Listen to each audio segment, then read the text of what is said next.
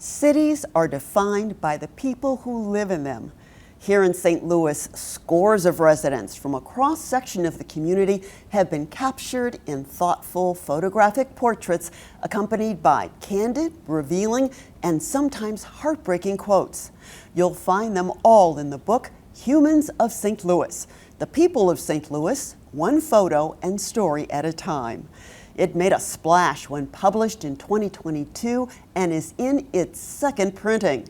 Joining us now to tell us about the book is co-author Lindy Drew. Welcome, Lindy. Thank you for having me. It's such an exciting project, and I have so many questions, starting with what inspired you and co-author Dessa Summerside to create this book? Well, we had so many photo stories that we were sharing on our social media platform, and we realized that over time they kind of get buried. And so we thought, why not do the work justice, because it's still relevant, and we'll kind of pull it back up, add some new work in there, and make a publication.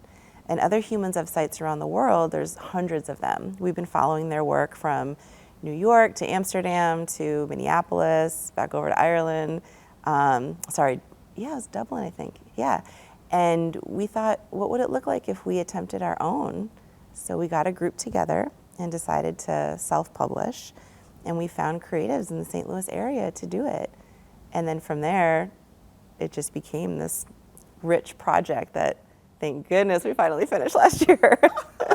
And I would like to address a little bit of the process, but first, let's talk about a couple of stories in particular.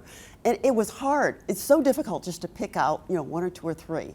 But there was a young white girl, with an older friend, black man. She introduced him as her uncle. Yep. And he told the photographer, whoever he was talking to, well, she just thinks of me that way. And she said, no, you're my uncle. What's the story behind that? Yeah, so all the photo stories in the book are ones that I've taken, so I can speak to this one. Okay. And I was near Tower Grove, and I saw them hanging out front on the stoop, and I asked if I could interview them, and they said, yeah, it's fine. And so I started with her, and I said, who is this person? And she said, he's my uncle. Just very matter of fact. And I looked at him for more of the story about the relationship, and he said, I'm like an uncle. And then she said, no, you're my uncle. And it was just such a beautiful moment. She's kind of an old soul. I tried to ask her other questions. She didn't really want to talk about her life personally, but when I went to take the photograph, they had such a warmth between them, how she puts her arm around him and the way they smiled back at me. You could tell there's a real relationship there. So they're neighbors, they grew up together, and when mom needed help, he always came through. And the interesting thing about them is that photo was taken years ago, and literally just this week, mom reached out and she said, I could really use 2 other copies of the book. I already gave this one away. Everyone in the book received a complimentary copy, so for her daughter Trinity, she wanted to get another one for her and for another family member. So I went in the other day to her work and I dropped it off, and she showed me an updated picture of Trinity, and now she's a teenager, looks completely different. I would not have recognized her on the street right now. But yeah, just a beautiful moment between 2 strangers that says a lot, I think, especially for a city like where we're at in St. Louis. Yes. Yeah. So you have all these stories, all these photos. You have to compile them. What was the process like just to get it all together and organize it? It looked like you organized these photos and stories by subject matter, kind of. A little bit. We knew that as we started to pull photo stories from the feed that there were these themes that were happening. There were issues about racial equity, racism, sex, sexuality, sex trafficking, LGBTQ issues, immigration.